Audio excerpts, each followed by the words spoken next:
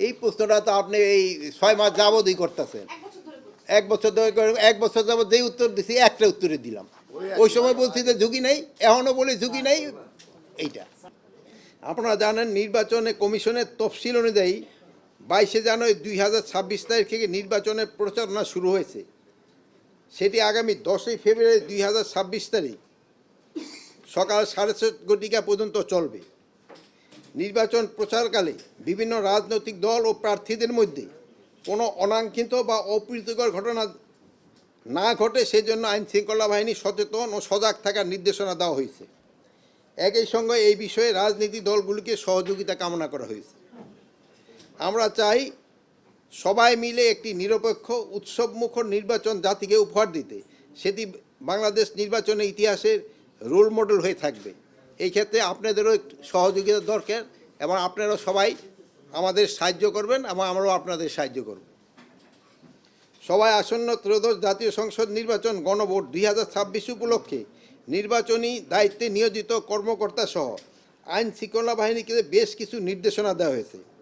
আপনারা জানেন, প্রশাসন ও আইন শৃঙ্খলা বাহিনী যদি জনগণের আস্থার জায়গায় দাঁড়াতে পারে তবে আইন প্রয়োগ করা সহজ হয়, আর যদি আস্থা হারায় তবে শক্তি দিয়েও শান্তি প্রতিষ্ঠা করা যায় না।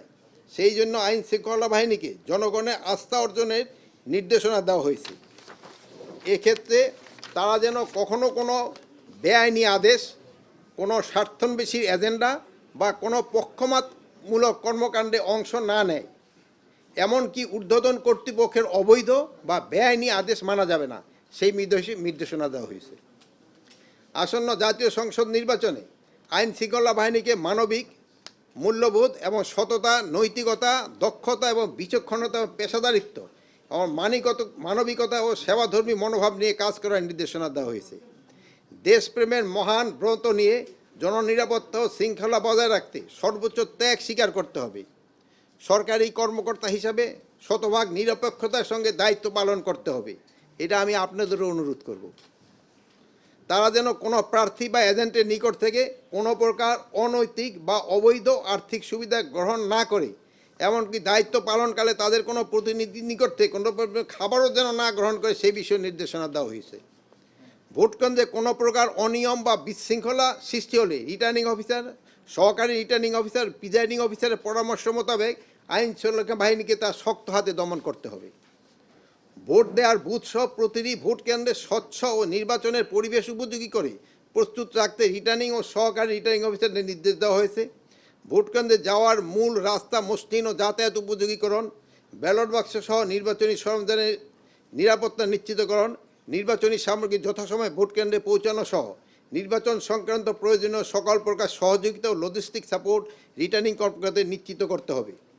তাছাড়া রিটার্নিং কর্মকর্তাদের নির্বাচন পর্যবেক্ষক এবং সাংবাদিকরা যথাসম্ভব দ্রুত প্রবেশপত্র প্রদানের নির্দেশনা দেওয়া হয়েছে। নির্বাচনী বিধি অনুযায়ী ভোট কেন্দ্রে তাদের প্রবেশাধিকার নিশ্চিত করতে হবে। সাংবাদিকরা নির্বাচন ও সংশ্লিষ্ট ভোট কেন্দ্রের বিষয়ে বিভিন্ন তথ্য চাইতে পারে, এই বিষয়ে তাদেরকে পূর্ণ সহযোগিতা প্রদানের জন্য রিটার্নিং ও সহকারী রিটার্নিং নির্দেশ দেওয়া হয়েছে। গত 13 ডিসেম্বর 2025 তারিখ থেকে চালু হওয়া অপারেশন ডেভিল হান্ট ফেজ 2 অভিযানে গতকাল 25 জানুয়ারি 2026 তারিখ পর্যন্ত 22,464 জনকে গ্রেপ্তার করা হয়েছে। তাছাড়া এই অভিযানে 483টি আগ্নেয়াস্ত্র, 4,660 রাউন্ড গুলি, 799 রাউন্ড কার্টুজ এবং 1,084টি দেশীয় অস্ত্র, গ্রেনেড, মর্টারে গোলা, গান পাউডার, আতশবাজি, বোমা তৈরি উপকরণ ইত্যাদি উদ্ধার করা হয়েছে। এই সময় মামলা ও ওয়ারেন্ট বলে প্রায় 42,164 জন সহ সর্বমোট 64,628 জনকে গ্রেপ্তার করা হয়েছে। ডেভিল হান্ট ফেজ 2 এর অংশ হিসাবে চেকপোস্ট ও টহলের সংখ্যা বৃদ্ধি করা হয়েছে, যাতে সন্ত্রাসী ও দুষ্কৃতীরা পাড়ায় পেয়ে যায় এবং অবৈধ লুট হওয়া অস্ত্র উদ্ধার আরও বৃদ্ধি পায়। মূলত এইসব বিষয় নিয়ে আইন শৃঙ্খলা সংক্রান্ত পরিষদ কমিটির সভায় আলোচনা হয়েছে। আমি আপনাদের সকলকে আন্তরিক ধন্যবাদ এবং কৃতজ্ঞতা জানাচ্ছি। আপনাদের সকলের সহযোগিতা ছাড়া আইন শৃঙ্খলার পরিস্থিতি এই স্থিতিশীলতা বজায় রাখা সম্ভব নয়। সকলের সম্মিলিত প্রচেষ্টা আমরা একটি অবাধ, সুষ্ঠু, নিরপেক্ষ, শান্তিপূর্ণ, উৎসবমুখ জাতীয় নির্বাচন উপহার দিতে সক্ষম হব ইনশাআল্লাহ। সবাইকে অশেষ ধন্যবাদ। স্যার, আপনার একজন উপদেষ্টা আপনাদের ক্যাবিনেটের বলেছেন ভোট কেন্দ্রের আশেপাশে মেলা বসাতে, আর আপনি বলছেন যে ভোট কেন্দ্রের আশেপাশে যারা ভোটার তাদের জন্য পদগুলো মসৃণ থাকে, এটা কন্ট্রাডিক্ট করে না? না, কন্ট্রাডিক্ট করে না। ভোট কেন্দ্রের আশেপাশে বলতে কিন্তু আমরা বলি নাই যে এত গজ এত গজ, একটু দূরে পড়বে, মেলাটা একটু দূরে বসবে, 400 গজের ভিতরে বসবে না।